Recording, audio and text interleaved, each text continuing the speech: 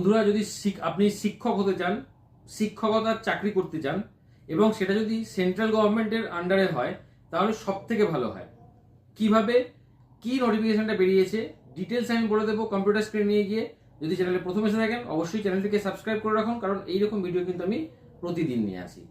Chittaranjan locomotive workshop মানে চিত্তরঞ্জনে আপনাদের রেলের আন্ডারে শিক্ষকতার চাকরি বেরিয়েছে। বিভিন্ন সাবজেক্ট আছে, বিভিন্ন পোস্ট আছে, আপনাদের সমস্ত কিছু আমি আমার কম্পিউটার স্ক্রিনে নিয়ে গিয়ে ডিটেলসে বলে দিচ্ছি।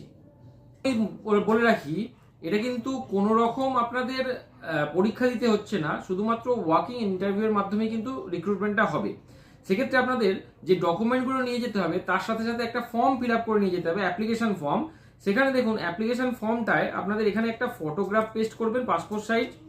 যে পোস্টের জন্য অ্যাপ্লাই করছেন মানে টিজিটি বা পিজিটি, সেই পোস্টের নাম লিখবেন।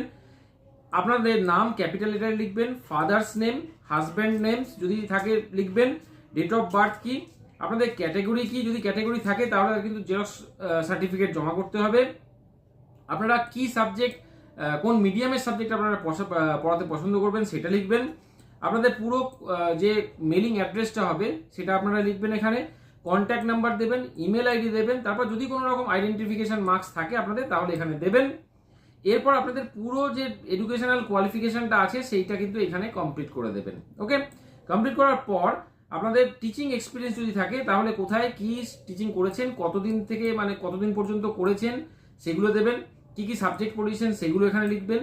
সিগনেচার করার পর এখানে আপনারা প্লেস দেবেন, মানে কোথা থেকে আপনারা অ্যাপ্লাই করছেন। করার পর আপনারা কিন্তু এর সাথে যে ডকুমেন্টগুলো আপনাদের বলে দিচ্ছি সেই ডকুমেন্টগুলো আপনারা নিয়ে যাবেন। দেখুন এখানে প্রথমে মনে রাখবেন যে রিপোর্টিং টাইমটা হবে সেটা হবে 9:30 থেকে দুপুর 1:30 পর্যন্ত। যদি বেশি সংখ্যক মানে অ্যাপ্লিকেশন জমা পড়ে তাহলে কিন্তু ডেটটা নেক্সট দিন পর্যন্ত এক্সটেন্ড হতে পারে। ডেটগুলো আমি বলে দেবো সব।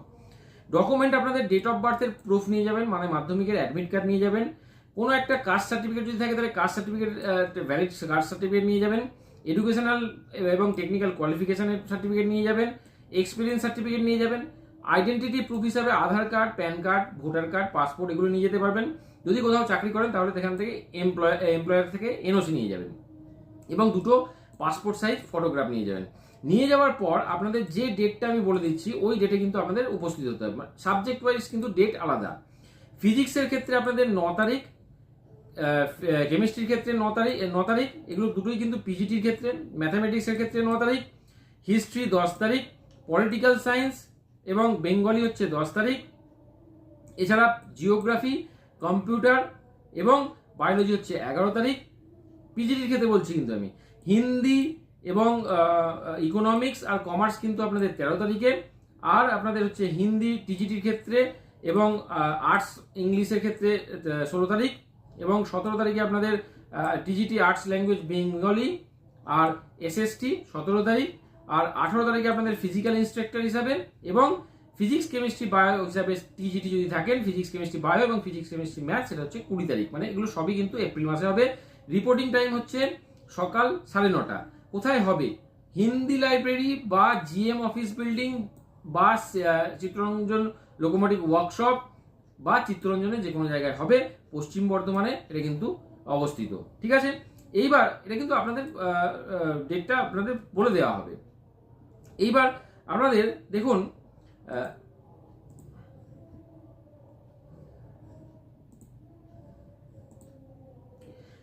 টোটাল বেতনের কথা যদি ভাবি তাহলে পোস্ট গ্রাজুয়েট টিচার পিজিটির হিসাবে আপনাদের বেতন হবে 27,500 টাকা, টিজিটি হিসাবে আপনাদের বেতন হবে 26,250 টাকা এবং আপনাদের ফিজিক্যাল ইনস্ট্রাক্টর হিসাবে বেতন হবে 26,250 টাকা প্রত্যেক মাসে।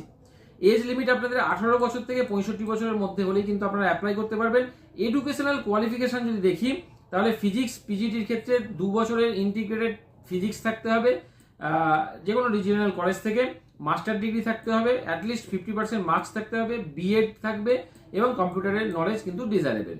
কেমিস্ট্রির ক্ষেত্রেও সেম কোয়ালিফিকেশন, বায়োলজির ক্ষেত্রেও সেম কোয়ালিফিকেশন, পিজিটি ম্যাথামেটিক্সের ক্ষেত্রেও সেম কোয়ালিফিকেশন আপনাদের থাকতে হবে। 50% মার্কস কিন্তু থাকতেই হবে। হিন্দির ক্ষেত্রে আপনাদের এমএ করতে হবে এবং 50% মার্কস থাকতে হবে, বিএড করা থাকতে হবে এবং যদি কম্পিউটার অ্যাপ্লিকেশনের নলেজ থাকে তাহলে কিন্তু আরও বেশি ওরা ডিজারেবল বলেছে, তার মানে আরও বেশি কিন্তু ওরা জোর দেবে এটার উপর। এছাড়া পিজিটি বেঙ্গালোরের ক্ষেত্রেও আপনাদের MA থাকতে হবে এবং 50% মার্কস থাকতে হবে, বিএড ডিগ্রি থাকতে হবে, কম্পিউটার নলেজ কিন্তু প্রত্যেকটা সাবজেক্টের ক্ষেত্রেই বলে দিয়েছে। এবং হিস্ট্রির ক্ষেত্রেও আপনাদের MA করতে হবে, 50% মার্কস থাকবে, পলিটিক্যাল সায়েন্সের ক্ষেত্রেও কিন্তু 50% মার্কস এবং MA বলে দিয়েছে। এছাড়া আপনাদের geography same qualification 50% marks, economics same qualification MA এবং 50% মার্কস লাগবে। কমার্সের ক্ষেত্রেও আপনাদের কিন্তু যেটা বলেছে MCOM আপনাদের করতে হবে এবং 50% মার্কস লাগবে। কম্পিউটারের ক্ষেত্রে আপনাদের যদি BE বা BTech করা থাকে কম্পিউটার সায়েন্স বা আইটির ওপর, এবং পোস্ট গ্রাজুয়েট ডিপ্লোমা যদি করা থাকে কম্পিউটার অ্যাপ্লিকেশনের উপর বা B or C level diploma করা থাকে ডোয়েক থেকে, তাহলে কিন্তু অ্যাপ্লাই করতে পারবেন। MSc কম্পিউটার সায়েন্স বা MCA কম্পিউটার সায়েন্স হলেও কিন্তু আপনারা অ্যাপ্লাই করবেন, সঙ্গে কিন্তু 1 বছরের টিচিং এক্সপিরিয়েন্স লাগবে, বা MTech যদি থাকে তাহলে কিন্তু অ্যাপ্লাই করবেন।